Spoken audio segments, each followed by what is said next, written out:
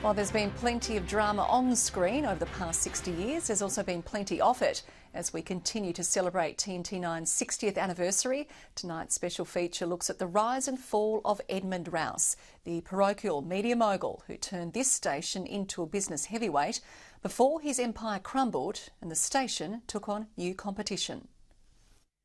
From the dawn of TNT-9 in 1962, it took only 3 years for the fledgling station to be absorbed into a new company, ENT.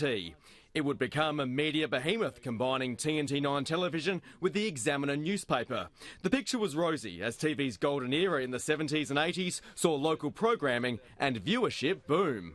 Have a go at that. Now here's your host, Tim Lester. Hello and welcome to the biggest single episode of Quiz Quest for 1986. This is the grand final. For songs and stories, things to do on Rupert's Roundabout. But ENT had expansion in its sights and regional parochialism was set to be tested. In 1982, ENT took over Hobart's TV station, creating Tas TV.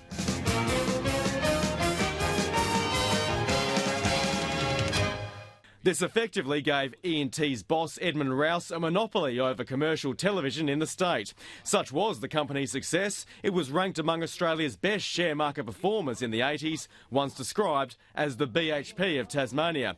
Rouse himself wasn't shy of flaunting his wealth, his Rolls Royce intended to stand out, and while he was revered by some for his championing of northern Tasmania and quick wit, he was equally reviled for his brashness. We work on the very simple philosophy that a competitor's head is there to kick, not to pat. But from that high watermark came the most remarkable downfall in what's simply known as the bribery scandal. A package containing $5,000 in $100 bills arrived at Cox's home, the first of 3 payments. The all-powerful kingpin had tried to bribe his former employee, turned Labor MP Jim Cox, to cross the floor in state parliament and help the Liberals stay in power. Instead of taking the bribe, Cox contacted police. His phone was tapped and, in a sensational sting, the once untouchable media mogul was sentenced to 3 years behind bars. In a plea for leniency, Rouse's counsel, Mr Jack Hedigan QC, described the bribery attempt as farcically inept. He likened it to an amateur theatrical production being made up as it went along. By then, the ENT empire was starting to split, most notably when the Examiner was sold to Fairfax in 1990. It was a very, very hard decision to sell the Examiner. It was like selling your mother. While on the television side, TNT-9 was sold to Tricom, which swiftly rebranded the station to Southern Cross.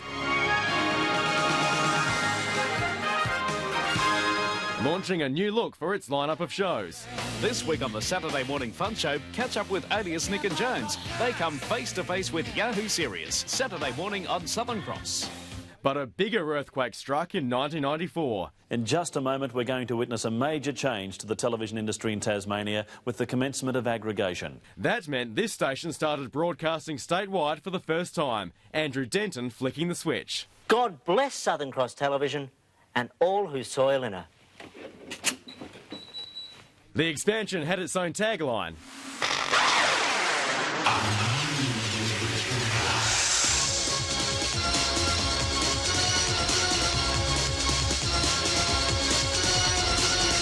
As the station said goodbye to content from 9 and changed to a mixture of 7 and 10. Lifestyles of the 90s. Healthy, wealthy and wise. We'll show you everything under the Southern Cross. Are you ready for us? Oh, Emma, what a start! Tassie loves AFL footy, and the football will only be on Southern Cross. Over time, viewers warmed to the expanded network.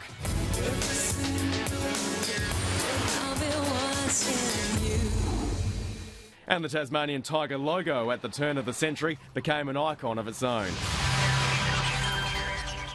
Today, our content is sourced purely from the 7 network and has been the state's ratings winner for more than a decade. So how to define the legacy of the man who started it all? For someone who so often had the last word, it's only fitting we leave it to him. I did quite a lot for the state that I was a good citizen, I believe, and I think I'd like to be remembered for those 2 things. I won't be, of course. I'll be remembered for all the other things. But anyway, you can always hope. Tom Johnson, 7 Tasmania News.